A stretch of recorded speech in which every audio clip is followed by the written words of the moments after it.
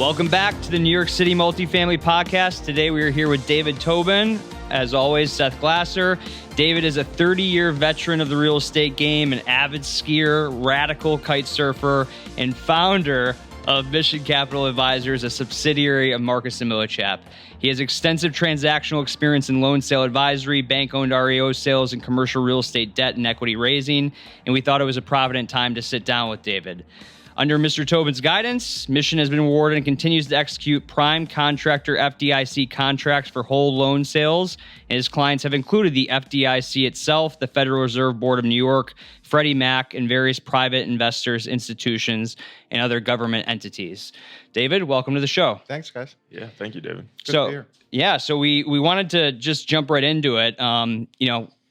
Give us a little history about Mission Capital and kind of how you arrived at Marcus & Millichap. I was doing a little research on you, and you started back in the RTC days. So I feel like you have some wisdom having gone through a few different of these up and down moments through history. But a few cycles, yeah. Yeah. Majored in medieval and Renaissance English literature, which is a perfect precursor to finance business. Came out directly into a bank job in a bank that was almost taken over by the government. It was under OTS supervision, called Dime Savings Bank. It was sort of a big thrift and go-go lender back in the days in the New York metropolitan area. Worked there for a few years, worked at another small brokerage for a few years, and then started Mission in 2002, right at the tail end of the Russia crisis and the dot-com sort of implosion. So I'd already seen basically RTC, Russia, and dot-com, cycles as we were starting the business. And we sort of ramped. We were in perfect position for the great financial crisis with the team in place. And then we were just sort of off to the races. It's been cycle after cycle after cycle. And I always liken the big piles of loans and debt that get traded after these, sort of dislocations is like Thanksgiving turkeys that people just sort of pick on. You're looking for the crash, kind of. Like you make the most in the recovery. Volatility is really what we're looking for. So we certainly make the most in the recovery. We've been really diligent about valuations and mark to market and understanding, what loans are worth and we sort of stick to our guns on valuation. And at the early edge of a cycle, which is where we're kind of sitting today, we get challenged on our valuations. Folks don't want to sort of realize losses or the pain that might be necessary for a particular portfolio or loan to trade. But we stick to that, and usually we're right on valuation. They come back to you.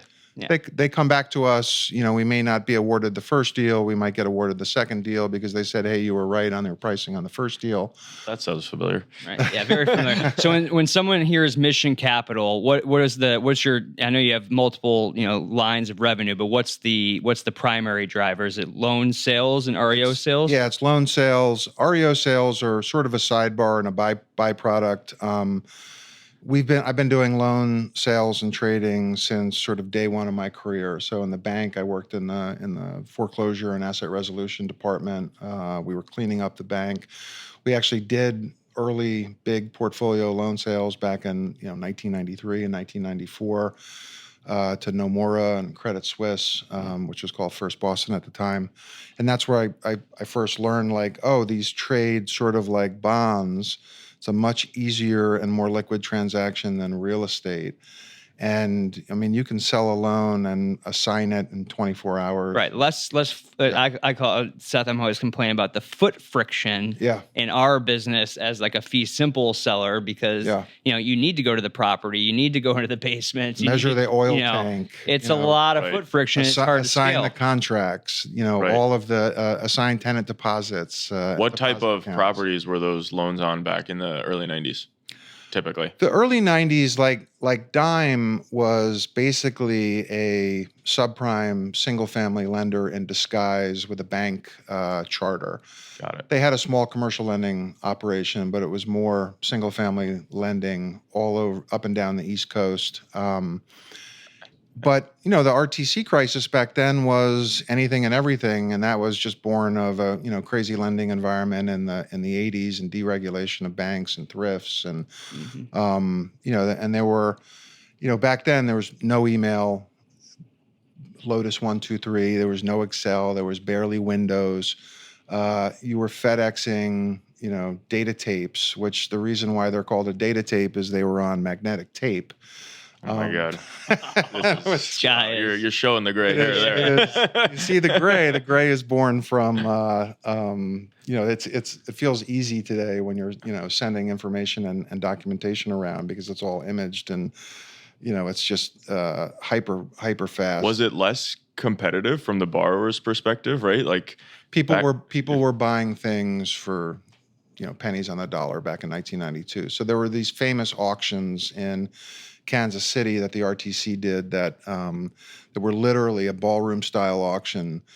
You'd see a list of loans and people would raise their paddle and buy something for 10 cents on the dollar and collect 100 cents on the dollar over the next handful of years. Now, of all these regional banks, just flash forwarding to the future, is there any semblance of a similar thing that could develop to that as the savings and loans crisis, as you see all this capital migration out of regional banks? Or is the market just too transparent, liquid, there's new players into the real estate world where something like that wouldn't happen? Before it gets to the REO status, you're selling the loan to somebody because there's plenty of liquidity there. It's super liquid now. So the real competition today is, you've got 5,000 banks, you've got 8,000 credit unions.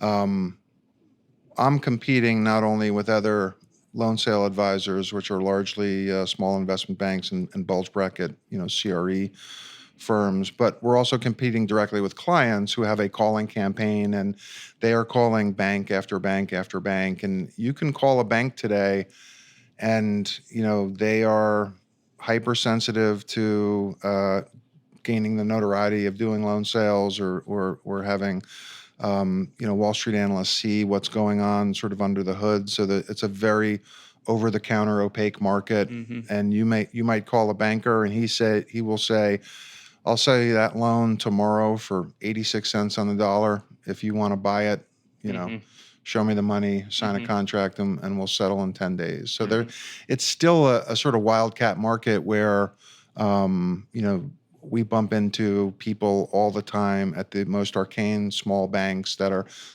buying stuff and, on a bilateral negotiated basis with no brokers involved. So it's very private, like backdoor. No one wants to press their losses. Yeah, no one wants to air their dirty laundry right now, especially in the age of social media and stuff like that. Nobody wants to air their dirty laundry, but a bank wants to do its transactions in between earnings reporting. Is that just purely bonus based? It's not bonus based. News cycle based. It's news cycle based, right? You want to announce in your earnings announcement that we've sold $50 or $100 million of loans at a net book gain or a minimal book loss, and book is not necessarily what the unpaid principal balance of the loan is. So that is much more smooth and sort of black box-ish for the bank and for its reporting, and Wall Street will see, they sold loans, they had them marked properly, they were able to not incur a loss on the sale. And usually that's because the bank has taken reserves against particular assets, and so they have something that is a $10 million loan marked down to $8 million, and they sell it for 8.1, and then they book a gain. The first step is the markdown, and then it's a sale, but the sale price based on the marked down price actually looks like a fairly normal trade. So we're in that beginning phases of the unwinding where the markdowns are occurring, but the sales necessarily haven't. And that doesn't necessarily impact the share price, right? Because now they marked it down, and that was expected. The markdowns should have already been taken, and they should be reflected in the bank's loss reserve. So in theory, if a bank is marking its loans appropriately to market and they are establishing a loss reserve, it should smooth any hits. Are they on the whole of it? Do banks mark their loans Well, appropriately? that's the big issue right now. So there was all this talk about AOCI, which is accumulated other comprehensive income, and held to maturity and available for sale securities losses in the first quarter, and that's what contributed to First Republic, Signature, and SVB failing.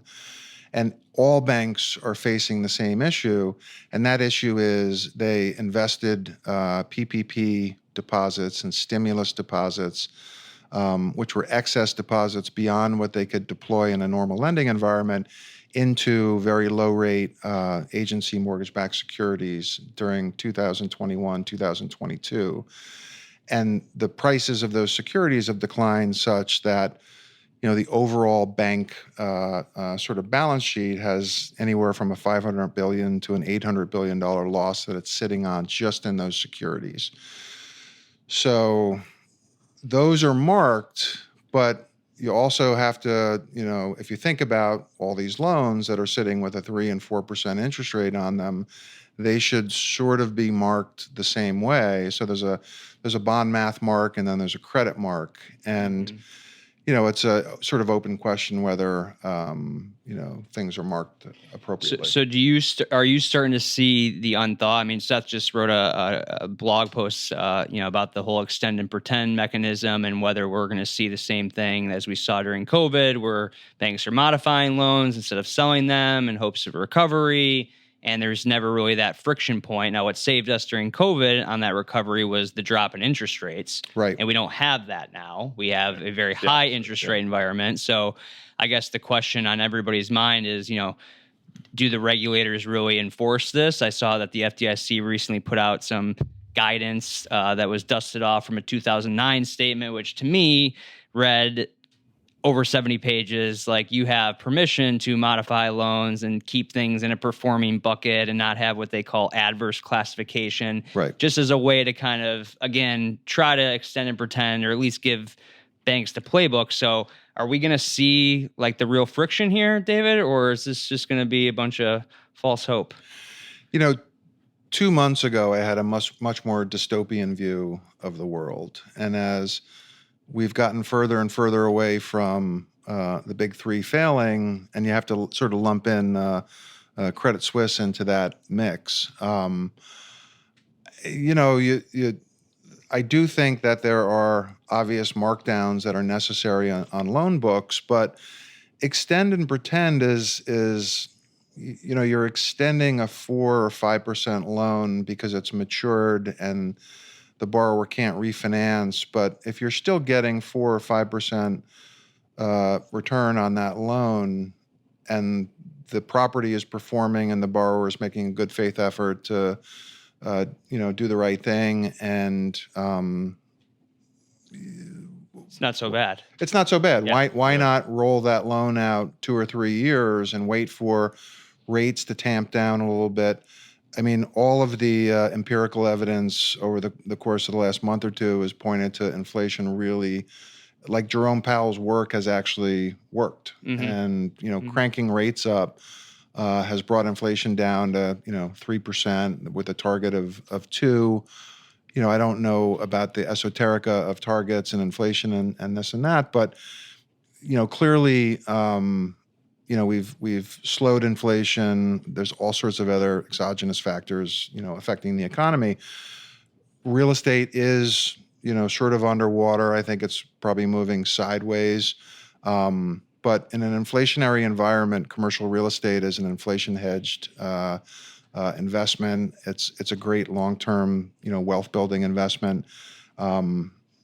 I don't have a great thesis on office as an investment, but because it's not going to cash flow. So when I read that FDIC statement, I'd encourage the listeners to do it. It was written on June 30th. It basically said exactly what you're saying. If the borrower has been current on payments, and they're still making payments, we'll modify, extend the maturity out if it's just a matter of a maturity risk where the loan's not sizing for 10 million and it needs to size for 12. Yeah. But when you don't pay, that's when it goes into a bucket that becomes non-performing. They'll sell the paper off. So It's very much like the terminology uses the borrower's like global cash flow and global ability to repay. Right. So it's kind of like if you're intentionally like defaulting, if the property can pay debt service, because that's the only way that the bank is going to work with you. As soon as they know they have a loser, like in an office building that is 50% vacant and has lease roll in the next 2 years, or something where there's actual cash flow impairment coming, that's probably something that's more ripe for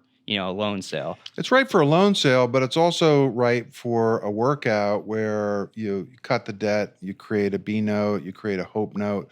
Like, if a bank made $100 or $200 million office building loan, and that loan is worth 50 cents on the dollar, and it's non-recourse, it's not really the borrower's problem anymore.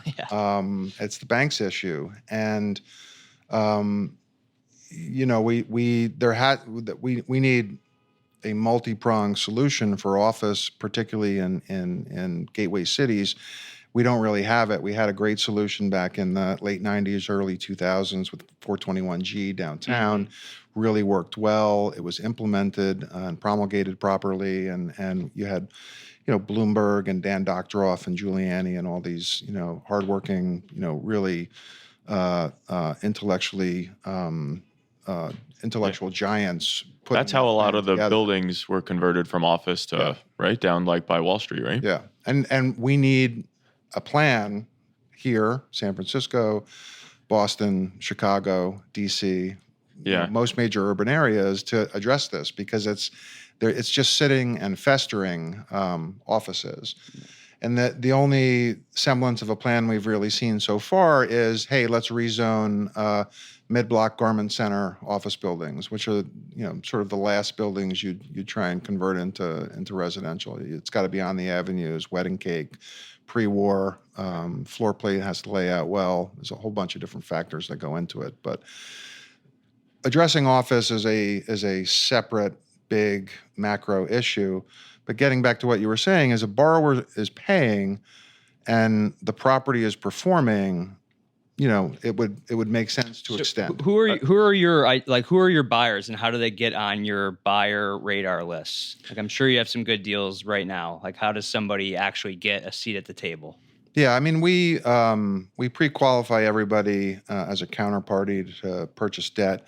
We're pretty open and transparent about what we're offering, so we list it out on our website, missioncap.com, and we have buyers that have been buying things from us for 25 years, and we have people that we met yesterday, and everything in between. We've sold loans to Turkish billionaires and major asset management and private equity companies, and sort of everything in between. And it's a very transparent market. That the work we do for the government has to be an open auction, and it has to be a very strict auction process. And we run a sealed bid process when we're selling loans. And it's time sensitive, date certain. It's very quick, and typically there's a quick settlement. But everybody that we deal with originally is born from that RTC crisis era, and they've been buying debt ever since. And it's a liquid and quick process. So we're typically selling for banks and non-bank financial institutions and hedge funds. Sometimes we're selling for the primary original lender. Sometimes we're selling for a successor lender or an investor that bought a loan 2 or 3 or 5 years ago from a bank. But our primary client is the lender. And what's the minimum size loan that you'll work on? And we'll work on anything that's got a pulse, right? Deal junkie. I mean, let's talk about this Signature Bank loan portfolio. $60 billion, because I think people are really interested to see what happens with this. And Shaun, I don't know if you get this sense, but we're sitting here in the dead of summer. Some deals are getting done. Sometimes it feels like nothing's happening. Sometimes it feels like, oh my God, like we're doing a bunch of stuff. And at moments during the day, I feel like talking to people, you have the Signature loan portfolio sale coming up at some point. It's a little bit of a question mark, David. You probably have more insight on that than we do. And then you also have the Supreme Court potentially taking the CHIP versus HSTPA court case. So these are two like really, really big events in our multifamily, especially rent regulated business. Yeah. And to me, it feels like once at least one or for sure two of these things happen, it's going to be huge. They're going to be huge catalysts for velocity, right? You're going to be forcing capital events to happen. But David, what's the go ahead. I guess like one of the questions is just how does the FDIC process typically play out? Like we know it's going to be sold in tranches, the signature loan portfolio, but I think what's on every borrower that owns a signature loan or is the borrower of a signature loan thinks that they're going to have the ability to buy their own loan back from whoever ends up with it at a discount. Mm-hmm. And that's partially why they're not selling or taking action. I keep reminding them that might be just false hope and you're just trying to keep the game going. Yeah. Or buying. So the specific question is when the FDIC sells a tranche of loans like signature, do they come with covenants that primary buyer can't then go sell it to a downstream buyer that's just going to try to throw everybody into technical default? Because the vulture firms want a piece of this action because they know that it's distressed. Yeah. So how does the FDIC weigh the overall health of the rent-regulated market with preserving the maximum proceeds they can by actually selling them to the highest bidder without any constrictions? Yeah. I mean, so there's a couple of things they do. So when the FDIC or HUD or other government agencies sell pools of loans, they can put resale restrictions or bulk sale restrictions on the subsequent workout and an asset management process of the portfolio. So you can only sell after exhausting workout options with the borrower. You can only sell individual loans. You can't sell loans in bulk. And they're very, very strict about that when they're selling single family loans because you're dealing with consumers. They're probably less strict about it with commercial, but they still will put restrictions on the subsequent resale. And so the FDIC has a long history of successful what they call loss shares, where they take a portfolio from a failed bank, they put it with a profitable and operating bank, and they share losses in the ultimate resolution of the loans. The FDIC wants to put loans with a responsible lender that will maximize recovery over a long period of time, minimize, sort of losses to principal, and also get, interest income over the course of time. And so now this is NYCB, right? Are they servicing this package? Flagstar/NYCB continue to service the loans on behalf of the FDIC. The best sort of blueprint for what the FDIC will probably do, and I have no, particular insight in what their plan is, and they've been working and formulating that over the course of time since they took a signature over. But Chorus Bank was a big failure back in 2009, and the FDIC did a big structured sale that Starwood and a few other private equity firms purchased. And what they were offered to purchase was either a 40% interest in the overall loan portfolio with 50% financing of that 40% interest, or a 20% interest. So you have either option. This goes back to 2009 and the Chorus deal, and the Chorus deal, I believe, was somewhere in the order of $6 billion. So you're selling an LLC where the FDIC owns the other 60 or 80%, and they also put a cap on the overall return on equity that the investor was able to make. So any returns over and above that would waterfall back to the FDIC. The FDIC has the promo. They have a promo of the promo. Yeah. Right. Yeah. So from what you're saying, it sounds like borrowers are going to be able to work something out with whoever ends up with these. If it's kind of a covenant that you need to have a certain amount of time that you're trying to, and if somebody buys a $10 million loan at 30 cents in the dollar, obviously the numbers are going to be bigger, but if they buy it for 30 cents in the dollar, if they can work it out with the borrower and resize it to 50 cents or sell it to somebody else after years for 50 cents, they make 20 cents, the borrower still owns the property, and there's still interest being paid. Because the government is limiting the profit that the private equity firm is willing to make. There actually is, to your point, Shaun, an opportunity for the ultimate local borrower, to buy their note back at not necessarily 90 cents on the dollar. Is it even buying it back, or is it just like when you modify a loan, does that trigger a capital gain? Like, am I actually, as a borrower, like paying down the loan if somebody resizes it down so that I can actually pay it? Because that's the other point of friction. If someone's buying their debt down, it does create a capital gain liability, which then needs capital to pay. Like, if you are buying your own debt back at 70 cents in the dollar, you owe 30 cents is realized as ordinary income.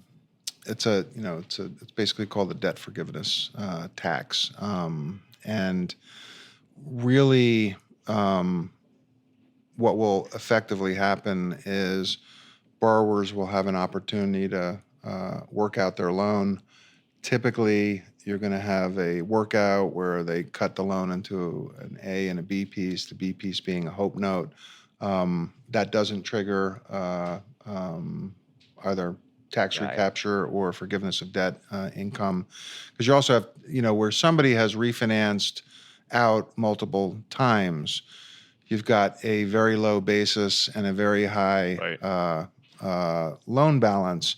If there's a capital event, you also have an IRS issue in addition, for capital gains, in addition to a debt forgiveness issue if you buy your debt back at a discount or a portion of your debt is waived. So there's a bunch of different tax issues rolled up in there. But first and foremost, like, you've got what on the face of it was a $60 billion portfolio of loans at Signature. 27 or so was considered something called fund banking, which is C&I lending and lending to funds and VC firms and other shadow bank. Sort of odd lending, not the same sort of thing that SVB got involved in. That was probably problematic. But you've got roughly, as of year end 2022, $19.3 billion of multifamily loans and $11.8 billion of CRE sitting there. There's been a sale here and there. There's probably been some workouts and whatnot. But, close to $30 billion of loans. So it moves the needle dramatically. Yeah, you're talking about big numbers. How does the big numbers and them and they and New York Community Bank were the two most prolific lenders in the space and accounted for an outsized portion of every loan made in New York City, particularly on multifamily, since 2020. So they are far and away the two most prolific lenders, almost 23 or 24 billion of loans above 5 million, according to Pincus and Company, since 2020, made by either NYCB or Signature. Oh yeah, we're looking for a friend right now in the multifamily investment sales space. Oh yeah. Everybody else was kind of an also ran in that space. Valley and Apple and some of these other smaller banks, Capital One and so, which takes me back to the comment you made about the Supreme Court case, CHP versus the Housing Stability and Tenant Protection Act. You've got this issue in many of these rent-stabilized buildings, obviously, where they're underwater and on a debt service coverage basis, and it's because rents are capped, expenses have exploded because of inflation, and it really is an opportune time to have a normalization of rental increases that mirror inflation. And I actually wrote my business school entrance essay on ways to eliminate rent stabilization in a humane way, which was basically the city taking all of its owned housing inventory and deeding the apartments to individual owners, and giving them condos so they could build equity. So it was well, it's kind of what they had even with the buyout. They could tap into that. They had equity by just owning the rent stabilized apartment when there was a reason to actually vacate and improve an apartment. Right, but you're now what ends up happening, obviously, with rent stabilization, and when we have this freeze up in lending and inability to pass through major capital improvements, is it constricts supply, and we've got record rents now. People keep saying, well, 10-15% of New York City's population moved away. I don't really think it's true. I think its population continues to grow. And we have an affordable housing issue in the city, part of which can be addressed by converting office buildings to residential with tax abatements and other incentives offered by the city. But you really need some sort of regulatory, adjustment to rents. And now that you have the FDIC on your side, sort of, joined at the hip, fighting the fight, maybe they take a deep look into the portfolio and they say, well, this doesn't make sense if the expenses are up 10% and rents are flat. Do you think that the FDIC can lean on the Supreme Court to take the case as a result of there being like some maybe additional spotlights on this? If ever there was a Supreme Court that would weigh in on the side of landlords, this is it. Yeah. So, I'm more of a. So you could be getting called by a lot of the people that once the lockup period's over, though. If it's Starwood, they could be calling you, 12 months after they've owned the loans, and okay, now we're able to sell them to a downstream buyer. It's such a massive portfolio. You have to siphon it off. Probably something like 5,000 loans, 4,000 to 5,000 loans between the multifamily and the CRE. It's interesting. We're getting a lot of calls, and we haven't, formally engaged because we're trying to see who the likely winner is going to be, just to get our insight as to the borrowers. Yeah. What kind of actors are they? And this is the black box that, probably if you're out there considering buying these loans, you need to be wary of. Is the value of the building is mostly in the paperwork behind how rents got to be where they are, not in the physical real estate at all, given this absolutely Frankenstein set of laws that we have here. So the borrower kind of controls all the cards in the sense of the value of the property. Without the deregulation paperwork, there's really no value to these buildings. They're actually a liability. Yeah. And they've got non-recourse and all the paperwork. Sounds like they're in the driver's seat, actually. Well, there's a fair amount of recourse in there, but you're right. They have a lot of the times it's a non-recourse loan, and they have all the paperwork. The paperwork should be publicly available. Not in our business. No, I know it's not, but it should be. I mean, you can go in. There's an extraordinary amount of publicly available data on buildings in New York City. Most loan documents, usually you don't have the note, but you have almost everything else. But hiding the rental data and the rent increases and just making them available only to the borrower or to the lender of record who actually signed the note, mortgage, or loan agreement. It's a little weird. It is a little weird. Yes. We have people like looking in like their grandma's attic and stuff, and like their car for paperwork.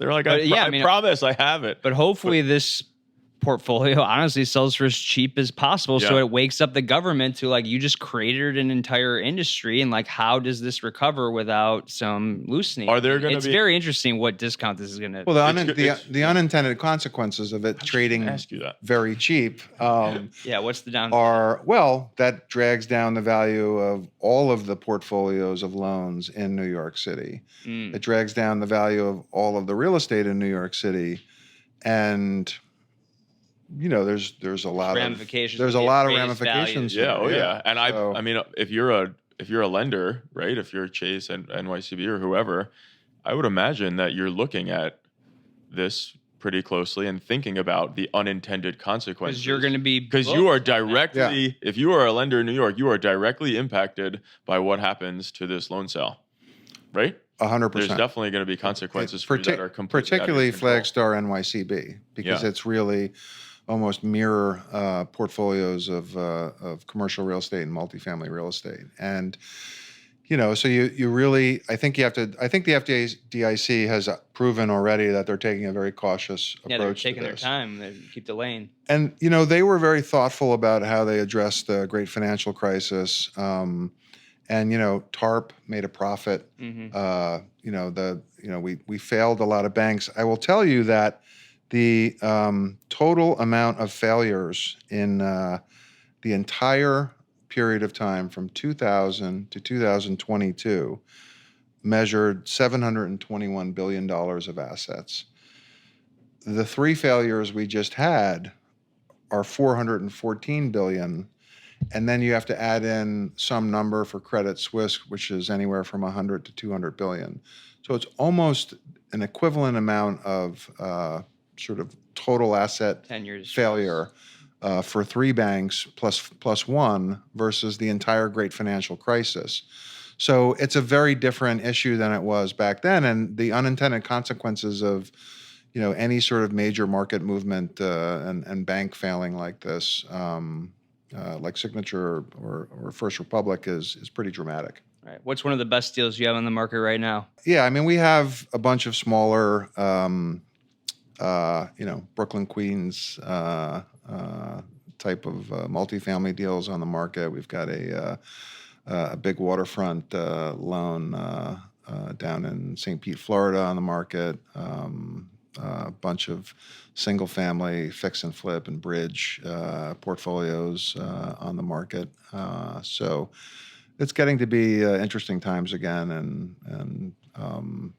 But when most people buy these loans, are they? I know it's probably a mixed bag, but are they looking to actually own the real estate, or is the move the angle to like buy this loan obligation at a discount and then modify something with the borrower? I'm getting paid back at an elevated rate, and I'm accelerating my returns. Like, do they want to get to the real estate or no? Yes and no. I mean, if you're talking about institutional investors, they really like dealing in paper and QSIPs and bonds, and they love to buy loans, restructure them, retrade them, improve the credit, and so there's still plenty of loan-to-own owners out there, or investors that want to buy individual loans, but we're typically dealing with more institutional side of the business, and they want to buy things. They're not in the owning business, they're in the moving business. So they buy debt, they have a 12, 24-month time horizon, they want to retrade it. That may be a little more difficult in a rising interest rate environment these days, and there may be a lot more loan-to-own operators. And for sure, if you're talking about the office market or broken pieces of retail real estate, that's that is largely a loan-to-own market, because the capital investment needed to lease up a big office building and pay the TI and LC and the CapEx is. No existing owners want to write that check. I mean, what's happening to office? I mean, what's happening currently to multifamily is rent-regulated multifamily with the CapEx and these types of things that everyone talks about with office. That is underway. I mean, you've fixed rents flat for 4 years in a hyperinflationary environment, not to mention rising real estate taxes, which they don't talk about. So it's almost just as bad of a situation. Yes, you have tenants, but the tenants, like most of the expense per unit, are higher than the rent per unit. So you're operating at a significant loss. There needs to be structural changes. So it's really fascinating. It's odd you don't hear a peep about de Blasio anymore. Yeah. Yes. It's not odd, but it's a relief. It's a relief. Yeah. I think we can all agree in these major cities we need a Bloomberg type horsepower at the helm, fixing things. Yeah, you got to run the city like a business. It's a business. It's a $60 to $80 billion business. It would be, in the Dow Jones if it was a stock. Yeah. So it's a behemoth of an operation, and real estate's just one component, and the problem that we're going to face in New York is a declining tax base, and you have retail issues, you have bank branch closures, you've got pharmacy closures, which are the big core, retail anchor tenants in a lot of these buildings, and then you've got the office issue. Yeah. But I will say, I'm a diehard New Yorker. I think everybody's moved back. What we're missing is the mass transit volume and the economic drivers that brings to the city every day. But New York City it's definitely full and vibrant again. Yeah, that's right. All right, David Tobin, Mission Capital. Thank you very, very much for joining us. We appreciate your insight. Yeah, as always. Thank you. Glad to have you as a colleague, David. Cool. Good sitting down with you.